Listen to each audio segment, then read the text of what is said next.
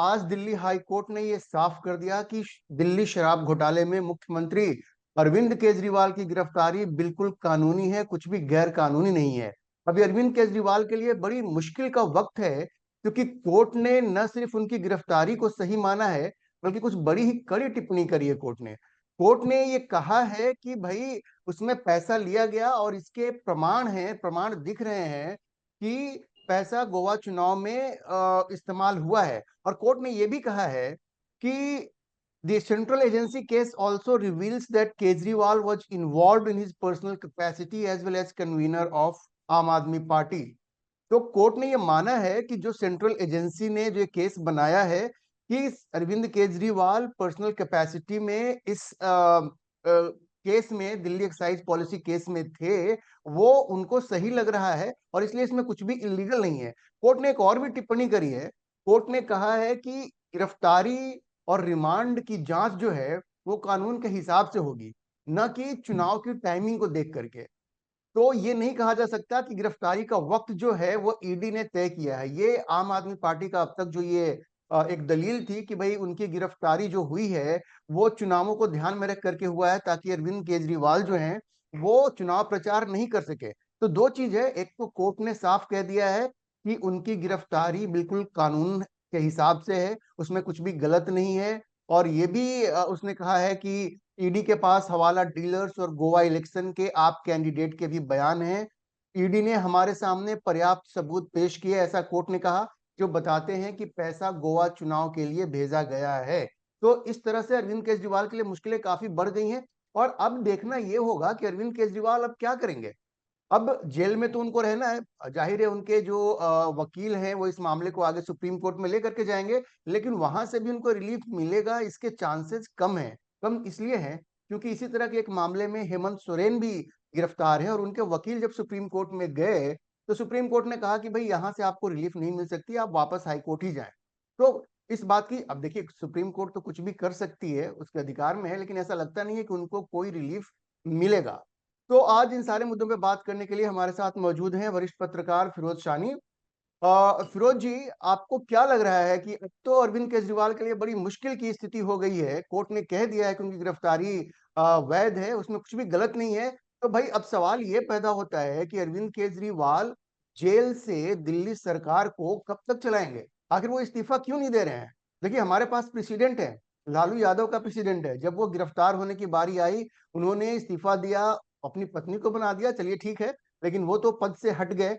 भी देखिए हेमंत सोरेन का केस है, उसमें भी आप देखिए कि उन्होंने इस्तीफा दे दिया। अच्छा, इसके अलावा और भी एक चीज है, अरविंद केजरीवाल अपनी जिद पे अड़े हैं कि नहीं हम तो सरकार चलाएंगे, दिल्ली से जेल से ही चलाएंगे। तो देखिए उनके पहले भी दो मंत्री गिरफ्तार हैं, तो यही स्टैंड उन्होंने उस वक्त क्यों नहीं लिया जब मनीष सिसोदिया की गिरफ्तारी हुई। तो अरविंद केजरीवाल कह सकते थे कि भाई चलो गिरफ्तार हुए तो क्या हुआ, वो मंत्रालय चलाएगा जेल से, या सत्येंद्र जैन चलाएंगे जेल से। तो ये अलग अलग मापदंड कैसे हो सकते हैं। आपको क्या लगता है, क्या अरविंद केजरीवाल को इस्तीफा दे देना चाहिए जैसा प्रेसिडेंट रहा हमारे यहाँ है, जैसा उनके पहले के दो मंत्रियों ने भी किया है, या उनके लिए कोई अलग कानून होना चाहिए, उनके लिए कोई अलग मापदंड होना चाहिए। देखिए, अभी जो सुप्रीम कोर्ट का जो फैसला आया है। नहीं, दिल्ली हाई कोर्ट का आया, सुप्रीम कोर्ट का नहीं आया, दिल्ली हाई कोर्ट का फैसला। हाँ, दिल्ली हाई कोर्ट का, माफ कीजिएगा, दिल्ली हाई कोर्ट ने जो ये फैसला सुनाया है, तो वो फैसला एग्जैक्टली क्या है, उसकी कॉपी ना मैंने पढ़ी है और मेरे ख्याल से आपने भी नहीं पढ़ी, और जो भी हम पढ़ रहे हैं वो मीडिया में जो छपा है उसके अनुसार हम बात कर रहे हैं। और उसमें बड़ा कंट्रडिक्शन भी मैंने देखा, कई जगह लिखा हुआ है, जो अखबार ने रिपोर्ट किया या वेबसाइट ने रिपोर्ट किया, वो कह रहे हैं कि हाई कोर्ट ने कहा कि सबूत मिले, और कई जगह ये लिखा हुआ है कि ऐसा लगता है हाँ कि बिल्कुल। इसमें ये जो शराब घोटाला हुआ है इसमें इनका सीधे सीधे हाथ है, ये इसमें इन्वॉल्व थे। तो एक दो चीजें, खैर इसको हटा देते हैं। वो वो तो अभी हम उस पर कुछ कह नहीं सकते अनलेस कि हम उसको ठीक से पढ़ लें। कई जगह ये भी लिखा है कि तथाकथित रूप से इसमें शामिल थे, ऐसा भी बोला जा रहा है। तो खैर, अच्छा, दूसरी बात जो है कि इनको क्या इस्तीफा दे देना चाहिए, तो मेरे ख्याल से इसके, या जो मैं देख रहा था, जो पढ़ रहा था, उसके अनुसार अब इस फैसले को लेके इसके खिलाफ जो आप आम आम पार्टी है, आम आदमी पार्टी जो है वो सुप्रीम कोर्ट जाएगी और इसके खिलाफ वहां पर याचिका दायर करेगी इस फैसले के खिलाफ। और दूसरी बात यह है कि अगर अगर वहां पर सुप्रीम कोर्ट इनकी याचिका को खारिज कर देती है तो मेरे ख्याल से फिर अरविंद केजरीवाल के पास कोई और विकल्प नहीं होगा सिवाय इसके कि वो इस्तीफा दे दें और पार्टी की कमान या यहाँ का जो मुख्यमंत्री है दिल्ली का वो किसी और वो बना दें, ऐसा है।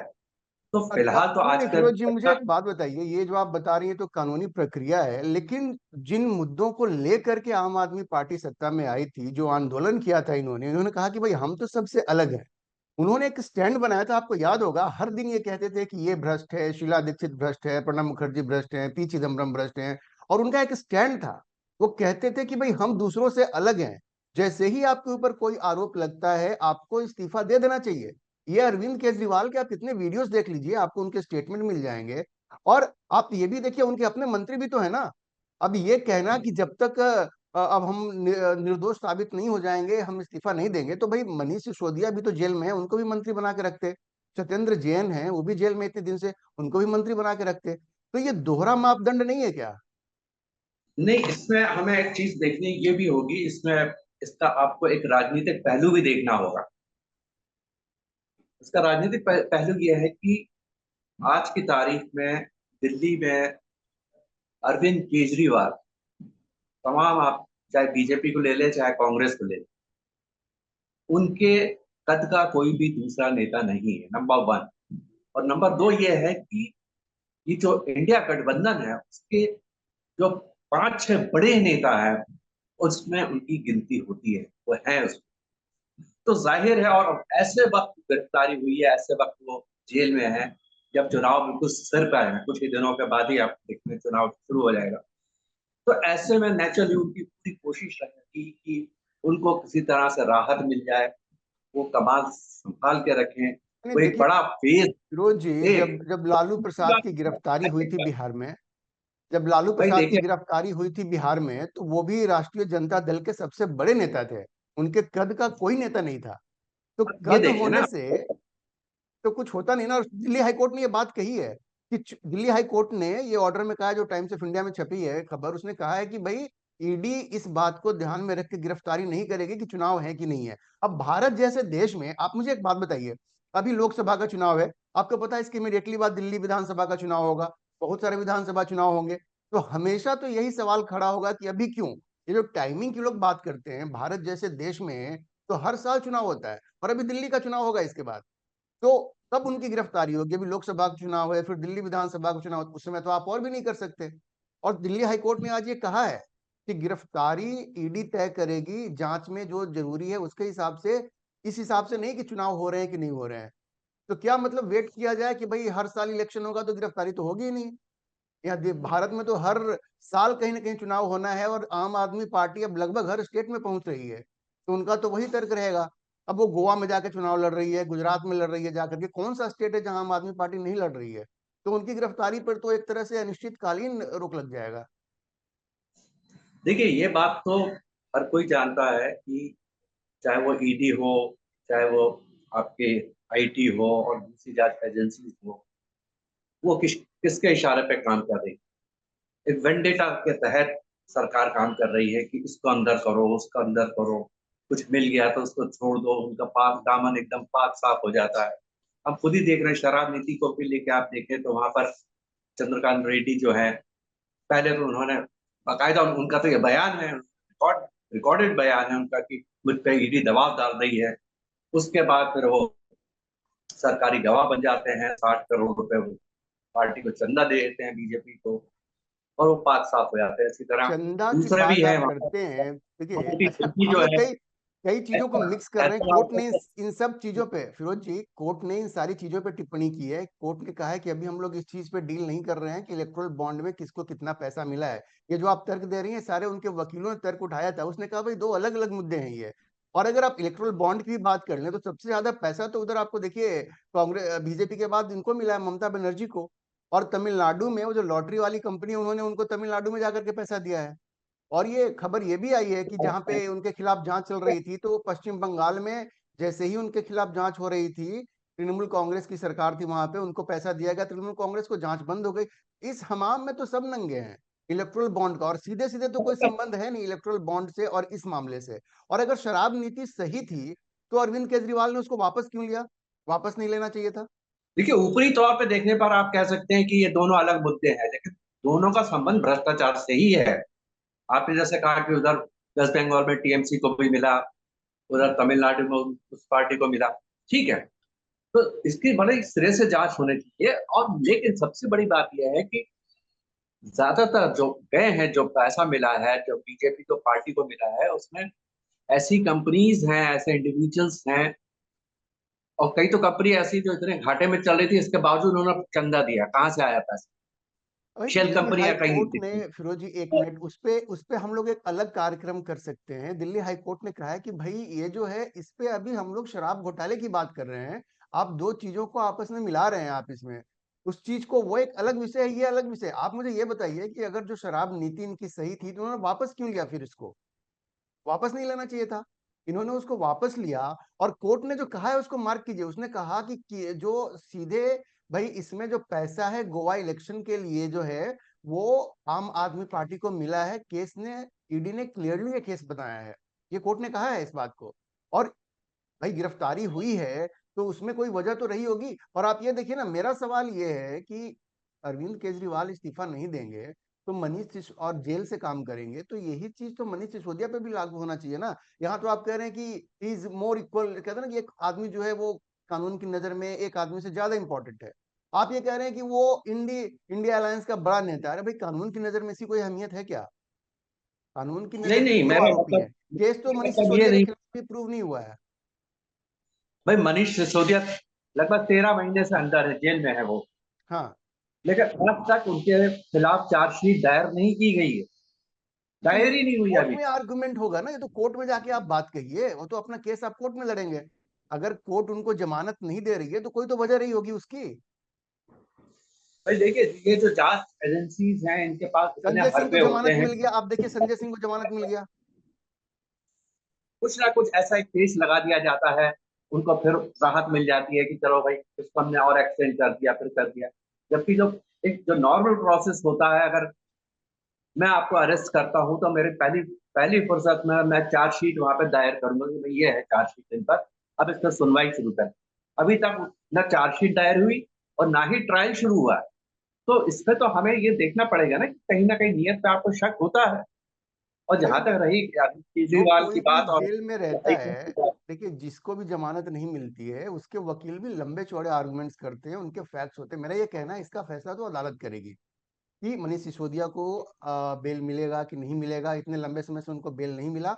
अरविंद केजरीवाल का जो मामला है, दोषी है नहीं है, वो तो कोर्ट में फैसला होगा। वो मेरे कहने से नहीं होगा, आपके कहने से नहीं होगा, किसी के कहने से नहीं होगा। वो तो जो प्रूफ है उसके हिसाब से होगा। यहाँ पे कॉन्स्टिट्यूशनल क्राइसिस की बात है। तो क्राइसिस ये है कि जेल में रहते हुए एक व्यक्ति मुख्यमंत्री का कार्यालय, मुख्यमंत्री की जिम्मेदारी कैसे निर्वहन करेगा?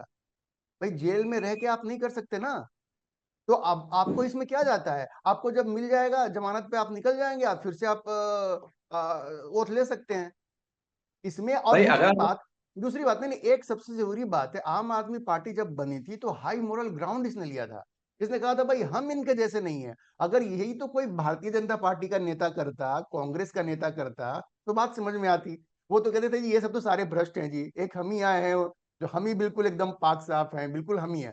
तो एक पार्टी ने ये जो स्टैंड लिया, आज वो उसी स्टैंड से पीछे जा रहे हैं। तो सवाल यहाँ पे उठता है कि आपने प्रॉमिस ये कुछ और किया था। बात वो नहीं है, बात यहाँ पर ये है कि वो लगातार ये नहीं कह रहे हैं, एक मतलब इन अ वे कह तो रहे हैं कि हमने इस तरह का कोई घपला नहीं किया है, कोई एक पैसा बरामद नहीं हुआ, कोई ट्रेल नहीं मिली है, इस तरह की कोई बात नहीं आई है।